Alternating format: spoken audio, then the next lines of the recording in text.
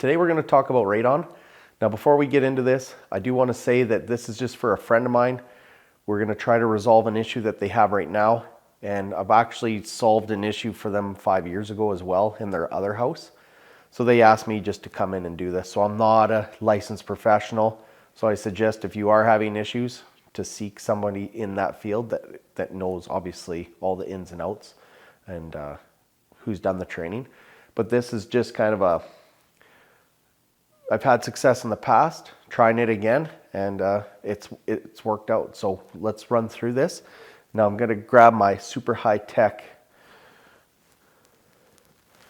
digital drawing here. So just to kind of give you the lay of the land, we are standing right here. This is us. Now, so what we have, this blue box is what you see over there behind that door. That's the original house. So that has the full basement. Then over in this green patch, that's an addition that they've done with a crawl space. There's no access to that at all. So we'll show you how we resolve that issue over there. And then right underneath me is a crawl space.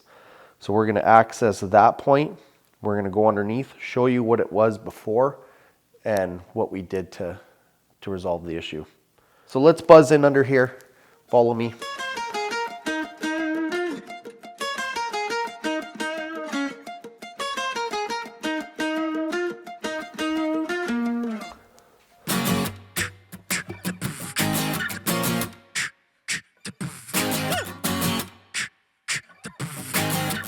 Good thing we know where this is, because you'd never find it if you didn't. Had to pull the freezer out. Let's crawl under it.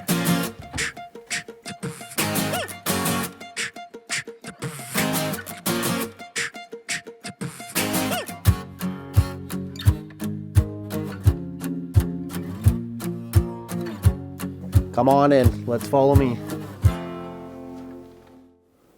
So obviously this is it all finished. Here's some photos of what it looked like before, and you can see that it was just a gravel floor. Now it's a very clean crawl space. There's no mold, there's no moisture or anything.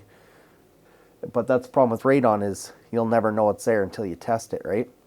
But it's obvious why they had radon. So for us to do this or solve this issue is fairly straightforward, right? Because they had no vapor barrier, no concrete or anything, right?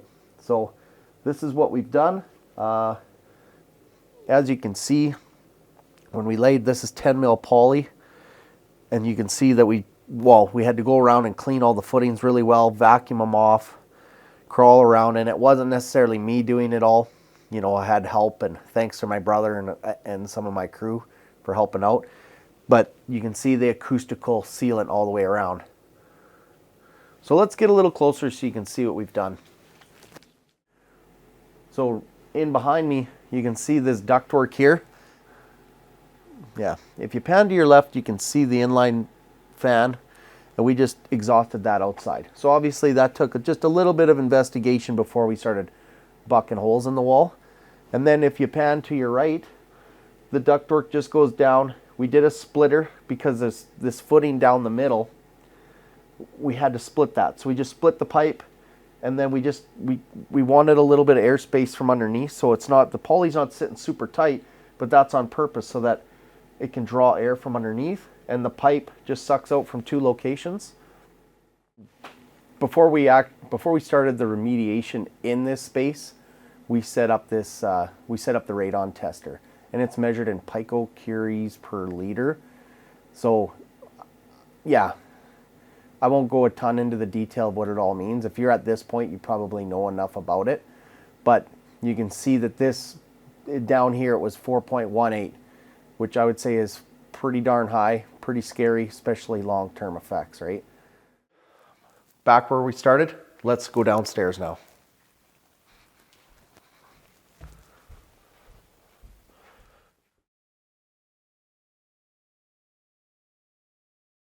So we're in the basement.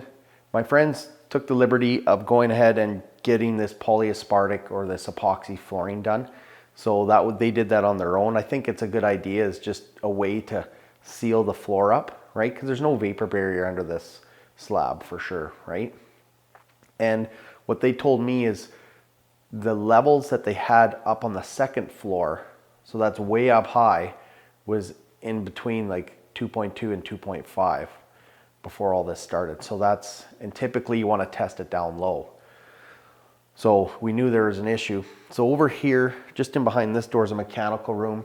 There's not much there. I feel like down the road, we have some backup. Like if the levels for some reason go higher or we need to do more, we have an option to do more, and it wouldn't be that hard.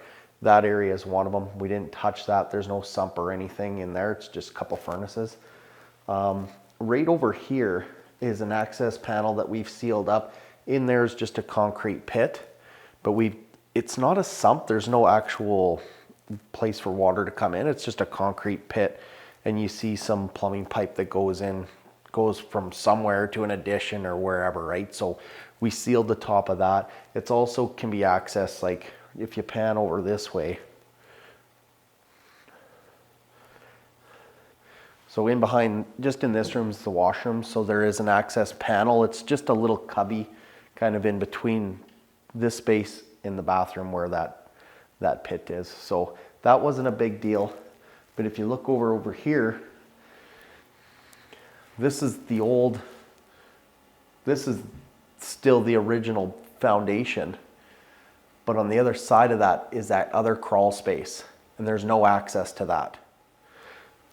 Yeah, so it took some exploration to figure out how to get and pull air out of that crawl space. And actually we did it right inside these closet doors. So this ended up being an ideal location. We checked out a few other sources where we thought we could pull air out of. None of them really worked out. Like there was a trunk line in behind you that went through the wall, but it was perfectly sealed. So luckily we found this room, and we just punched a hole out to the left, and we figured, well, since there's no access, at least get a hole in there, get some piping in there, and just pull air out of that and dump it outside. Then if you look down, this is a sump, and this is a legitimate sump, so it's dirt and stuff in there.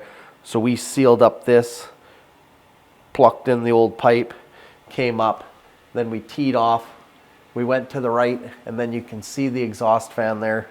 And we had to dump it out underneath the deck at the front, but we just did what we could do. So now, the other day when I checked here, the levels were at between 0.4 and 0.5.